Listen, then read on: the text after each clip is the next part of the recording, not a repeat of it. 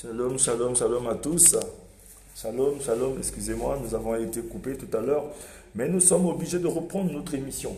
Notre émission qui est 5 minutes pour sauver, nous allons reprendre cette émission. C'est important que nous puissions continuer cette émission que le Seigneur nous a donnée. Le malin veut essayer de passer par là, mais nous allons continuer. Donc, invitez d'autres personnes à venir, invitez les enfants de Dieu à venir, parce que nous devons continuer cette émission.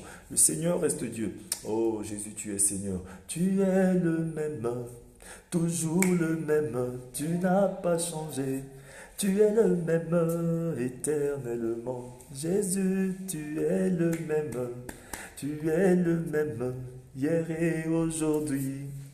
Tu es le même éternellement. Je te dis que si tu crois, tu es le même. Tu verras sa gloire, il est le même. Se manifester, il est le même éternellement. Shalom, shalom à vous tous qui êtes là. Jésus est le même hier, aujourd'hui, éternellement. Nous allons continuer cette émission. Tout à l'heure, j'ai donné un passage parce que le thème sur lequel nous sommes en train de nous exhorter, c'est la course de la vie selon le Seigneur. C'est pourquoi nous avons pris le passage de 1 Corinthiens 9 à partir du verset 24 que je vais relire pour le peuple. Partagez cette émission. Invitez d'autres personnes à venir sur cette page. 1 Corinthiens 9 à partir du verset 24. Notre thème, c'est la course de la vie selon le Seigneur. Parce que la vie que nous menons, elle est faite de courses. C'est une course que nous sommes en train de mener. Nous sommes tous au départ de notre vie. Au départ de notre vie, nous sommes en train de courir parce que nous avons notre apogée, nous avons une destination. Nous avons une destination. C'est pourquoi notre destinée, nous pouvons connaître notre destinée qu'à destination. C'est que nous avons notre arrivée. Tout le monde est en train de courir pour atteindre l'arrivée. Mais il y en a d'autres qui n'arrivent pas à l'arrivée ou bien qui meurent prématurément ou bien qui abandonnent le combat en chemin. Il y a beaucoup de choses qui se passent. C'est comme si c'est un train qui est en train de rouler. Nous montons tous dans le train, mais il y en a qui descendront en cours de route. Il y a des personnes qui sont assises, il y a des personnes qui sont debout, il y a des personnes qui sont mal assises. Il y a des choses qui se passent. C'est-à-dire que dans le cours de cette vie, il y a beaucoup de choses qui se passent. C'est pourquoi le Seigneur, dans le plan qu'il a établi de cette vie que nous sommes en train de mener ici-bas, il y a le combat fait partie intégrante de ce plan. C'est pourquoi lui-même va nous dire dans le livre de Éphésiens, prenez toutes les armes afin de combattre dans le mauvais jour, parce que le diable opère dans le mauvais jour. C'est-à-dire que pendant notre course, il y a le combat aussi du diable pendant cette course. Le combat fait partie intégrante du plan de Dieu pour notre vie. Donc aujourd'hui, mon frère, ma soeur, beaucoup de personnes ne se rendent pas compte encore que nous sommes en train de courir pour un but qui est noble. Un but, c'est-à-dire que le but pour lequel nous sommes en train de courir, c'est la vie éternelle en Jésus-Christ. Mais je vais lire ce passage sur lequel nous allons nous appuyer pour notre exhortation.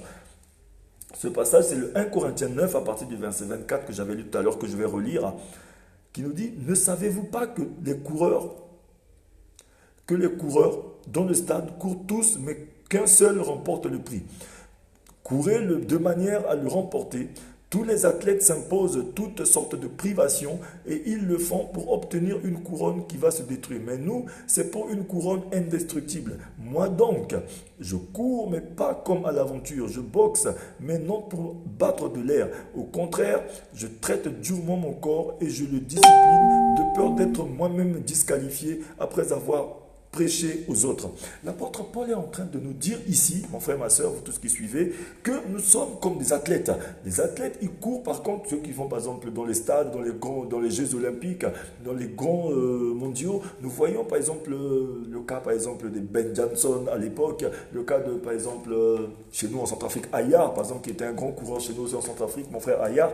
Et si nous parlons aussi par exemple par exemple du jeune Jamaïcain qu'on appelle Usain Bolt, qui a remporté beaucoup de prix, mais c'est des personnes qui s'abstiennent, c'est des personnes qui se font violence afin de remporter cette couronne qui est corruptible. Mais nous, par contre, nous courons pour une couronne qui est noble, une couronne qui est incorruptible, indestructible. C'est pourquoi le Seigneur nous dit, comme j'ai lu tout à l'heure dans le livre de Éphésiens 2, verset 10, qui nous dit en réalité, celui qui nous a fait.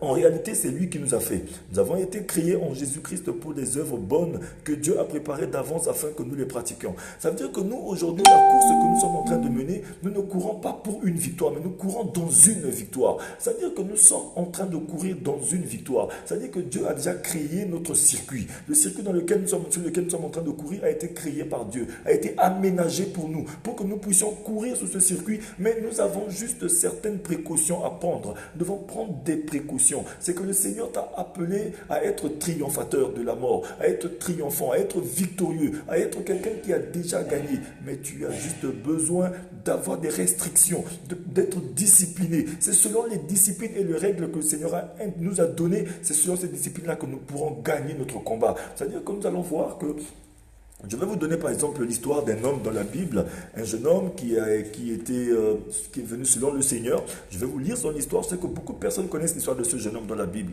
Je vais juste vous lire ceci. Parce que tu vas être enceinte, tu vas mettre au monde un fils.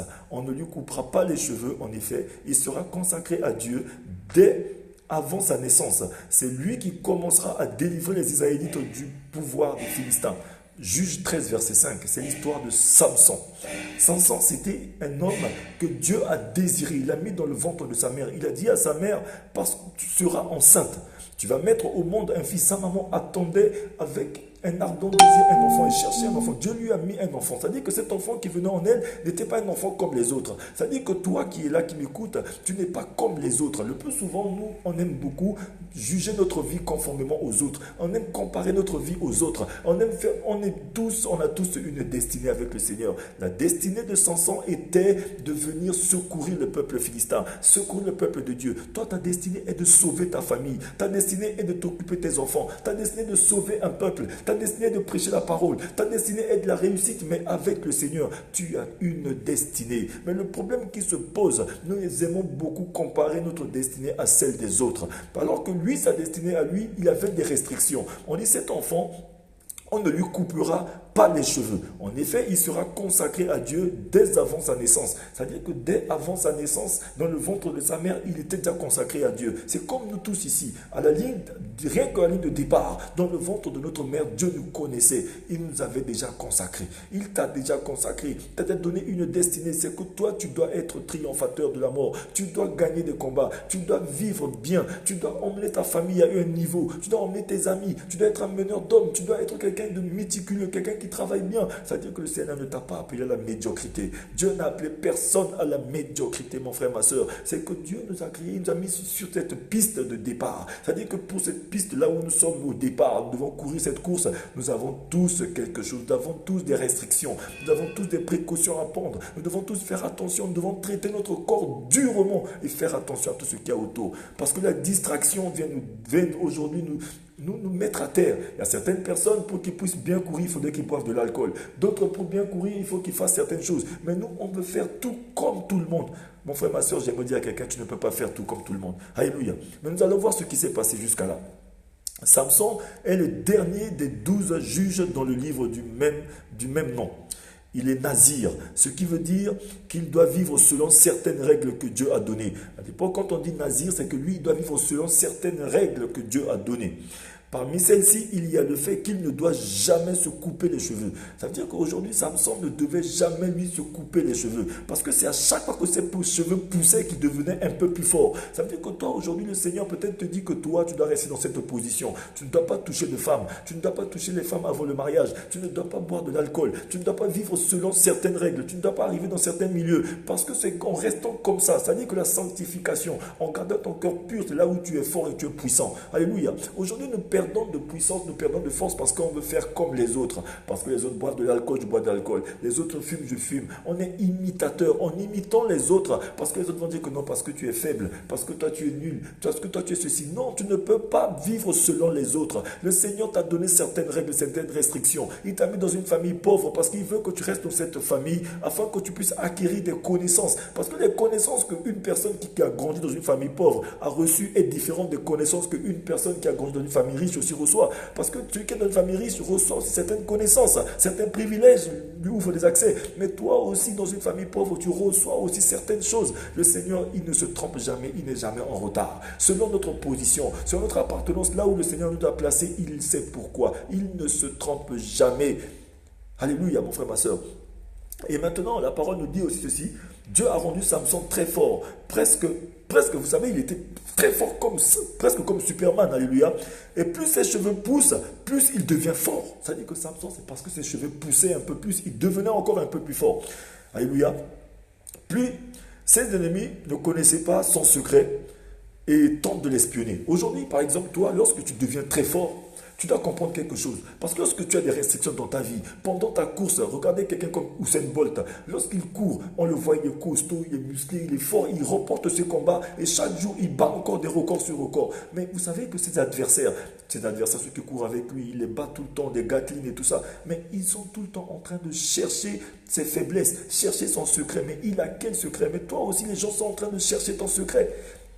Ton adversaire, tes ennemis, les gens autour de toi, ils cherchent le secret. Mais c'est quoi ton secret? Qu'est-ce qui fait que tu es devenu ce que tu es devenu? Mais toi, par contre, tu veux devenir comme les autres. Alors que eux, ils sont en train de chercher à savoir comment tu as fait pour être ce que tu es, comment tu as fait pour être souvent comme tu es. Vous savez que lorsque les gens roulent dans les grosses bagnoles, les gros véhicules, ils ont les grandes vies, ils sont luxueux et tout. Mais on ne sait pas comment ils ont fait pour avoir accès à ces choses. Mais nous, on veut devenir comme eux. Alors que eux, peut-être, ils ont vendu leur âme au diable. Peut-être eux, aujourd'hui, ils vivent, mais ils n'ont pas la santé. Ils veulent devenir comme toi, mais toi, tu veux devenir comme eux. Aujourd'hui, mon frère, ma soeur, le Seigneur est en train de parler à quelqu'un. La course de la vie selon le Seigneur, c'est qu'il faut attendre le temps du Seigneur. Nous courons tous comme des coureurs dans un stade. Alléluia. Mais nous courons pour une couronne qui est incorruptible, la vie éternelle en Jésus-Christ. Nous ne courons pas dans une victoire, pour une victoire, mais dans une victoire qui est certaine. Regardez un peu le cas de Samson. C'était un jeune homme qui était tout fait. C'est comme toi, tu es tout fait. Le Seigneur t'a mis sur cette terre, il t'a préparé le terrain, il a préparé le combat. C'est-à-dire que toi, tu viens juste accomplir quelque chose que le Seigneur a déjà préparé à l'avance pour toi. Alléluia. Nous allons voir que un jour, Samson raconte son secret à Dalila. Il raconte son secret à cette femme-là. Et en racontant son secret à cette femme, qui le transmet maintenant à ses ennemis. Elle lui fait couper les cheveux et Samson, ayant perdu sa force, se retrouve en prison pendant de longues années. Imagine-toi aujourd'hui la prison dans laquelle tu te trouves. Tu te trouves dans une prison aujourd'hui des finances, une prison misérable. Tu te retrouves dans une prison, ça veut dire qu'aujourd'hui ta vie est devenue plus misérable qu'auparavant. Ça veut dire qu'aujourd'hui la nuit tu dors, tu regardes des choses qu'il ne faut pas regarder parce que tu es dans une prison. Ils t'ont conduit à aller chez le féticheur, on t'a conduit à aller chez le marabout, on t'a conduit à aller chez peut-être aller toucher quelque chose, un gris-gris, toucher quelque chose, un talisman, mets ça sur toi. Ça veut dire qu'aujourd'hui tu deviens prisonnier de ces choses-là. On t'a conduit à aller boire de l'alcool. Aujourd'hui tu deviens prisonnier de l'alcool. Tu deviens prisonnier de la cigarette. Tu deviens prisonnier de... C'est que l'addiction à certaines choses qui sont inutiles, tu n'arrives plus à t'en sortir. Alors que toi, sans ces choses, tu devais être toujours triomphant. Mais il n'est pas tard. Le Seigneur a toujours un plan. Il a toujours un plan pour toi. Alléluia. C'est-à-dire que tu as une grande destinée, comme Samson qui avait une grande destinée. Il était juge. Il devait être celui-là qui devait secourir le peuple d'Israël. Lorsqu'ils avaient des soucis, ils criaient à Samson. Lorsque le peuple philistin les tapait là-bas en chemin, on leur arrachait, on leur ravissait leurs biens, ils venaient vers Samson. Mais Samson s'est retrouvé dans une position où il est devenu maintenant, il est devenu prisonnier et il tournait la meule dans la prison des Philistins. Et pendant leur fête, ils sont en train de le mettre là, ils se moquaient de lui. Que regardez notre Dieu, c'est-à-dire que leur Dieu qui ne respire pas, leur Dieu qui n'est pas ressuscité, on l'a mis devant ce Dieu-là en train de se moquer de notre Dieu. Alléluia. Tout ça, aujourd'hui, le monde des ténèbres est en train de te moquer de ton Dieu parce que toi, tu as signé allégeance au monde des ténèbres. La nuit, dans les boîtes de nuit, avec les femmes par-ci par-là, avec l'alcool, avec la drogue, la cigarette, avec le mensonge, avec le fétichisme, la sorcellerie. Toutes ces choses-là, tu deviens prisonnier de ces choses. Et aujourd'hui, le monde des ténèbres se moque de ton Dieu. Et ta vie est misérable par-dessus tout. Aujourd'hui, le Seigneur veut que tu sortes de cette prison. Samson qui avait une destinée de sauver son peuple, aujourd'hui, lui-même, il est devenu maintenant la risée de tout le monde. Il était en prison maintenant. On se moquait de lui parce qu'on lui a coupé les cheveux. Alléluia. Mon frère, ma soeur, aujourd'hui, si tu es dans une prison, le Seigneur t'appelle encore à sortir de là. Parce que la course de la vie, c'est selon le Seigneur. Le Seigneur demande à ce que nous puissions avoir des restrictions. Regarde un peu les athlètes quand ils courent dans un stade. Ils ne mangent pas n'importe quoi. Ils ne couchent pas avec n'importe quelle femme. Ils vivent dans une sanctification qui est humaine. Mais nous, aujourd'hui, notre sanctification doit nous conduire à ce que nous puissions hériter le royaume des cieux, afin que nous puissions vivre. Le Seigneur dit, repentez-vous et convertissez-vous pour que vos péchés soient pardonnés, afin que vos péchés soient pardonnés et effacés pour que vous puissiez vivre le temps de rafraîchissement. Alléluia. Un temps de rafraîchissement vient de la part du Seigneur pour que celui qui doit venir, Jésus-Christ, vous vienne. Mon frère, ma soeur, aujourd'hui le Seigneur dit que ce n'est pas tard. Si tu es dans une prison quelconque, parce que tu t'es livré aujourd'hui à certaines choses qui sont ici-bas, par la facilité, tu es entré dans une prison, il n'est pas tard de revenir. Le mensonge, juste parce que tu veux t'asseoir à la table des grands, juste parce que par soif de pouvoir, tu vas vendre ton âme, vendre ta famille. entrer chez les féticheurs juste par soif de pouvoir, parce que tu veux être chef, parce que tu veux être président, parce que tu vas avoir un galon, parce que tu vas avoir une promotion, et tu livres ton corps aujourd'hui, tu es souillé. Peut-être que tu es entré dans une prison de la maladie, du sida, de n'importe quelle chose. Je ne sais pas dans quoi tu es entré, mon frère, ma soeur, mais dans 5 minutes pour sauver le Seigneur parle à quelqu'un aujourd'hui. Il veut que tu sortes de là, quelle que soit la prison, quelle que soit la chose dans laquelle tu es entré. Aujourd'hui, le Seigneur veut que tu reviennes. Mon frère, ma soeur, je ne vais pas aller trop loin. Aujourd'hui, c'était juste l'introduction. Le Seigneur aimerait que son peuple revienne à lui. Mais demain, nous allons continuer sur l'histoire de Samson. Nous allons parler un peu de ça. Alléluia. La course de la vie selon le Seigneur. Soyez tous bénis. Je vais m'arrêter ici. Demain, nous allons continuer cette émission. Partage à quelqu'un qui est autour de toi. Partage cette émission à ton frère, à ta soeur. Parce que Jésus-Christ est Seigneur. Il veut sauver quelqu'un au travers de cette émission. 5 000 pour sauver. Je suis votre frère, l'évangéliste Teddy Elvis Mapuka. La course de la vie, c'est selon le Seigneur. Alléluia. Nous courons tous comme des coureurs dans un stade. Alléluia. Mais nous devons être disciplinés. Le Seigneur veut que nous puissions apprendre la discipline afin d'être triomphants. Parce que nous combattons dans une victoire qui est certaine. Il nous a déjà crié pour un moment comme celui-ci. Mais nous avons juste besoin de discipline.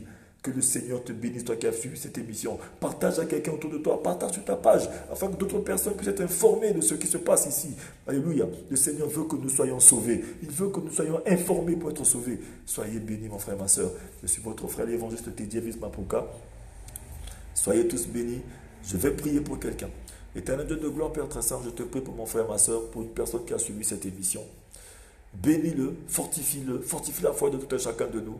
Que tout ce que l'ennemi a semé dans la vie de mon frère, ma soeur, soit nul et sans effet maintenant. Quelle que soit la prison dans laquelle mon frère, ma soeur se trouve, Seigneur, toi seul, tu as le pouvoir de briser tout lien sur la vie de quelqu'un. Je brise déjà nul au nom de Jésus maintenant. Toute prison dans laquelle tu te trouves, mon frère, ma soeur, j'annule cette prison au nom de Jésus.